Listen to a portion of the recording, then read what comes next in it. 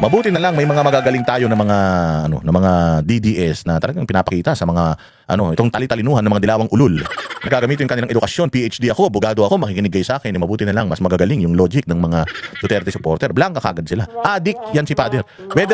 However you wanna twist it, si Pader 14 taon, 14 years siyang nagdroga at pari na siya nagdudroga pa siya. So, sabi niya out of curiosity, ulul, walang out of curiosity na 14 years kang susuyop ng droga, tarantado. Ina, nagustuhan mo yan, adik ka, pinakinabangan mo yan, ulul ka, 14 years, curious ka. Tarantado, pag curious ka, sandali lang. Pag nakita mo na, okay na yun. Hindi. Kung tayo na yan, 14 years, gumagamit ka, sabi mo, mas maganda pa ba sa marijuana? Puta, nagshabu ka. Curious ka, may mas maganda pa ba sa shabu? Talagang utak adik ka, mantakin mo, nasarapan ka sa marijuana. Nasarapan ka sa chonke, mali palang banggitin yun. Nasarapan ka sa chonke, tapos gusto mo pa ng mas masarap sa chonke, naghanap ka pa. At nung may nakita ka mas masarap sa chonke, yung item na yun, naghanap ka pa ng mas masarap doon. Ang tawag doon, puta, sagad na adik ka. Hindi ka nag-explore. Hindi ka nag-explore dahil curious ka. Nag-explore ka kasi adik ka. Ganun yun, mantakin mo, pari ka na, sumusuyop ka pa. Ayan, at dahil dyan, may Christmas message. Putang ina dyan. May Christmas message, Bongbong Marcos. Sabi ko, ibang klase talaga yung mga demonyo, no? Sabi ko, meron palang Christmas ang mga demonyo. Ang alam ko, yung mga demonyo, wala namang Pasko yan eh. Kasi ang sineselebrate natin pag Pasko, ang Diyos eh. Demonyo to si Bongbong eh. Bakit bumabati ito ng maligayang kaarawan ng Panginoon? Ang Panginoon nito, pera. Ang Panginoon nito, si Satanas. Ang Panginoon nito, si Judas. Papaanong bumabati ng Christmas? Ngayon kung ikaw isang Pilipino, ang demonyo, binati ka ng Merry Christmas, tapos tinanggap mo. Putang ina, wala na, Satanas ka na din. So ang pamilyang Satanas. Ito katulad nito yung genes nito ni Bongbong. Ano ang genes ni Bongbong? Magnanakaw ang genes ni Bongbong. Bakit? Nanay niya magnanakaw, tatay niya magnanakaw. Yung mga ganyang bagay. Basta ang isang lahing magnanakaw, lagyan mo ng pera, nanakawin yan. Kasi lahi niyan magnanakaw eh. Pero kung yung lahing magnanakaw, halimbawa yan si Bongbong, yung lahi niyan, mga magnanakaw si Imelda, magnanakaw si Marcos Senior, magnanakaw din siya, di ba?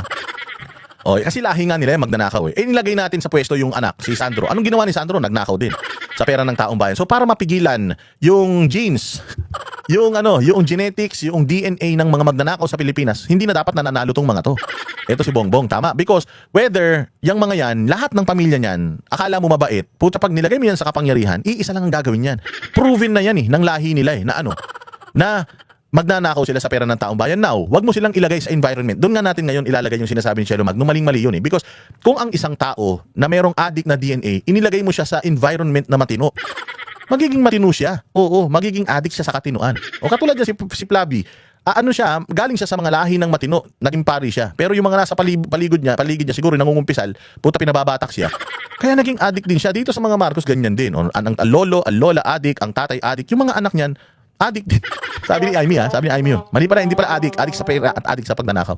Kung magnanakaw ng lolo, lola, si Marcos magnanakaw, yung mga anak magnanakaw, if we put them in the politics environment, kahit sino pa yan basta Marcos magnanakaw yan.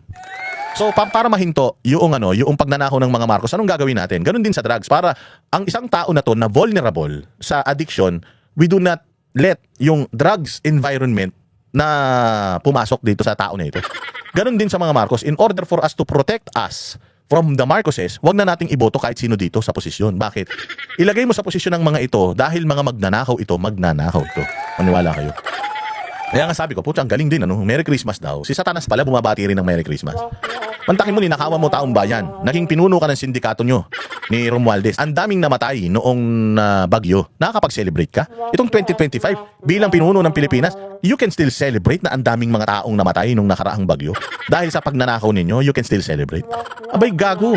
Kaya ganito ka-demonyo ito. Tingnan nyo kung gaano kasatanas itong mga ito. Play natin. Sa pasasalamat ang mensahe ni Pangulong Bongbong Marcos ngayong Pasko. At tulad ng marami, may Christmas wish din ang Pangulo. Nasa Tangina, mga balitang yan. may Christmas wish ka pa? Hindi ka nakontento sa dami ng mga nakuha mo sa tao. May Christmas wish ka pa. Nag-wish ka pa talaga. Ang inang yan. Ibang klase Renyal Pawid. Maging source of light and goodness. Yan ang panawagan ni Pangulong Bongbong Marcos sa mga Pilipino ngayong Pasko. Maging source of light and goodness? How can you be, or how can you become, or how can you be a source of light and kindness kung putang ina nyo nakaw kayo ng nakaw? Kung yung pera na para sa taong bayan binubulsan nyo, anak mo, pinsan mo, asawa mo, puta lahat kayo mga kawatan, tapos you want us to be a light and goodness. Painin niyan. Galit na nga lahat ng Pilipino eh. Dahil nga sa inyo, yung mga Pilipino natuto na lahat magmura eh. Di ba sabi nga ni Doc Lorraine, ano mo meron akong GC? Sabi niya yung GC namin, ang babait nung mga yun, yung mga matatandang mga kaibigan ko na yun, na mga makajos, nagmumura na lahat. So tinuruan mo kami lahat magmura, bongbong putangin na mo ka. Dati namang mababait ang mga Pilipino, dati namang matiisin mga Pilipino, pero nung umupo ka, nung sindikato nyo yung umupo, ninakaw nyo lahat sa Pilipinas, putangin na, grabe. Lahat ng tao ngayon nagmumura. Tingnan mo, tuwan-tuwa sila sa pagmumura ko. Bakit? Pag nakikita mo yung comment section ko, ay, salamat boss D. Ikaw ang boses ko. Yung pagmumura mo, yung gusto mong kong sabihin sa mga yan, yun din ang sinasabi mo. Salamat sa'yo. Naging ganun na mga tao, naging galit yung mga tao dahil sa pagnanakaw nyo, tapos you expect them to become light. Ano kami, Christmas light? Gusto mo kami maging light and goodness? Tangining yan. Wala, hayop ka talaga. Ginawa mo pa kaming pailaw. Lakas ng tama mo talaga, ha?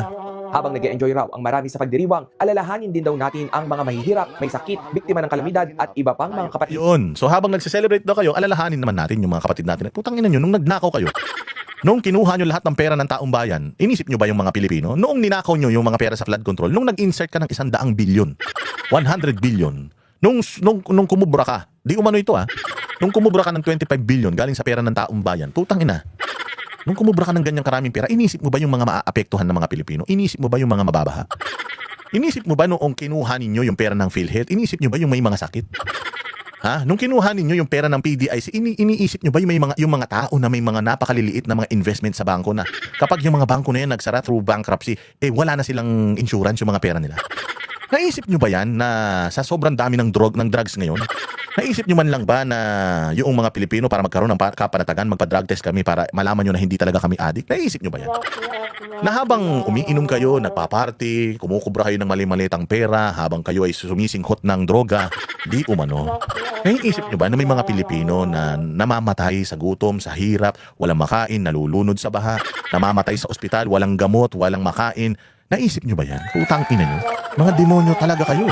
Paskong Pasko, pinipeste yung mga tao. Dapat hindi na kayo nagbibigay ng mga ganitong mensahe. Kasi mga kawatan kayo. Mantakin mo, tatay mo, nanay mo, magnanakaw. Naisuli nyo na ba yung perang ninakaw ng tatay mo noong panahon ng paninilbihan niya rito ng mahabang panahon? Tapos you're wishing for all of us. You want us to think of yung mga less fortunate habang nagsasaya kami. Isang beses sa taon na nga lang kami magsasaya. Gusto mo, stressin pa kami, isipin namin yung mga mahihirap. Gago ka pala . Kung meron taong dapat nag-iisip sa mga mahihirap at i-lift yung kanilang buhay, putangin na mo, ikaw yun. Ikaw yun ang dapat gumagawa nun. So ikaw, habang ang saya-saya nyo dyan, habang kinikilig yung pamilya ninyo sa sarap ng mga kinakain ninyo at pagkatapos nung mag-iinuman kayo at sabi ni Amy, magdadroga kayo, iniisip nyo ba yung mga less fortunate na mga yan? Habang nagnanakaw kayo, iniisip nyo ba yung mga less fortunate na yan? Yung ninakaw nyo, ibinalik nyo ba sa kanila? Nagpaka-Robin Hood ba kayo? Kaya wag nyo kaming iobliga na isipin namin habang nagse-celebrate kami, isipin namin yung mahihirap. Unang-una sa lahat, hindi namin responsibilidad yan. Ikaw may responsibilidad yan . Parang tado ka talaga kahit kailan ka .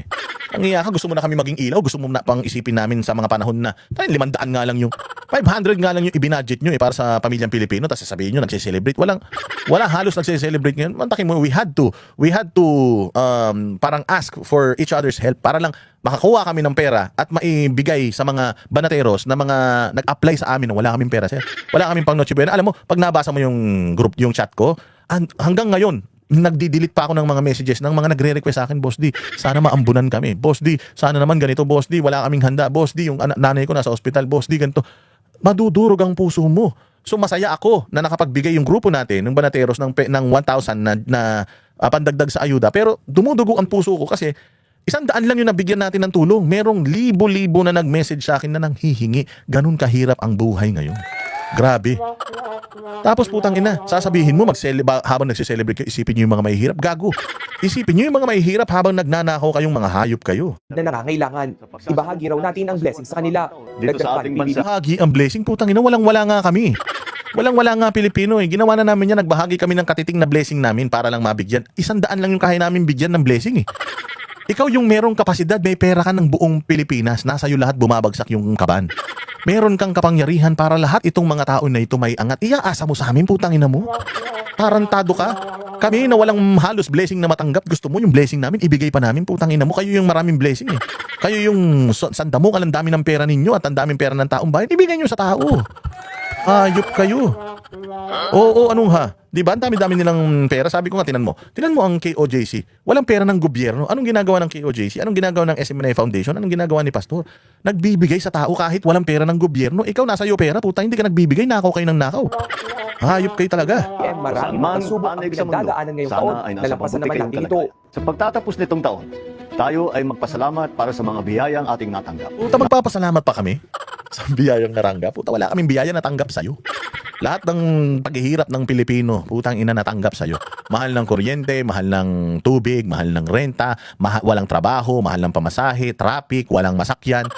Hindi mo kayang magano, hindi mo kayang magtaxi, sobrang mahal. Sakay ka ng bus, may kipagsikuhan ka. MRT, mahirap na hirap ka. Pagtapos mahal ng tuition fee, magbabaon ka pa. Putang ina, mahal ng gasolina, mahal ng sibuyas, bawang. Putang ina talaga, ikaw talaga ang pinakamahal na presidente. Hindi minahal ng tao, kundi lahat nagmahal dahil sa'yo. Tapos gusto mo magpasalamat kami sa blessing. Wala kang blessing na naibigay sa mga Pilipino. Ang taas ng dollars ngayon. Ang taas ng dollars ngayon. Bagsak ang pera ng Pilipinas. Oh, tapos pagpunta mo sa ibang bansa, dati proud na proud ka na Pilipino ka. Ngayon, puta, mahihiya ka. Tinanong nga ako nung nakaraan kung Pilipino ako. Sabi ko, hindi, Afrikano ako eh. Sabi ko, hindi, taga-ano ako, Burkina Faso ko. Si Traore ang presidente ko. Oh, yun ang tangina kasi mahihiya ka eh. Nakita mo nung may kumakalat na video, isang nagpapanggap na Kim Jong-un dito sa sa Japan.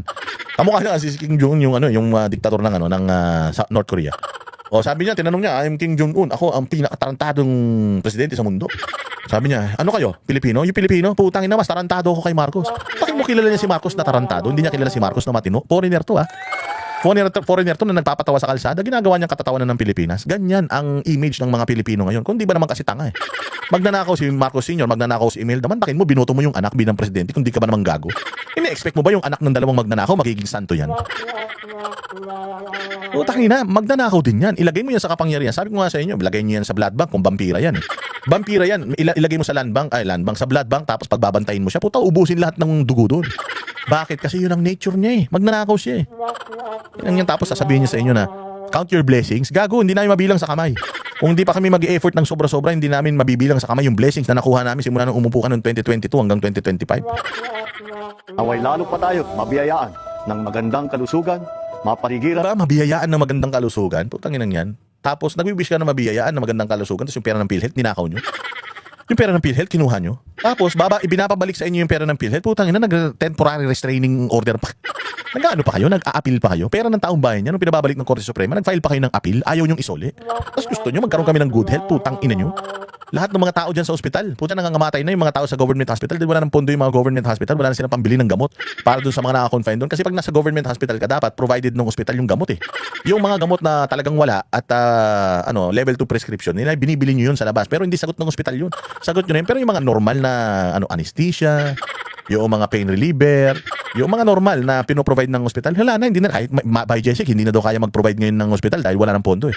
Mag-request kayo, mag-wish kayo ng good health sa mga Pilipino. Gago talaga kayo. ng mabubuting pamilya at kaibigan at magkaroon ng mas masaganang kabuhayan.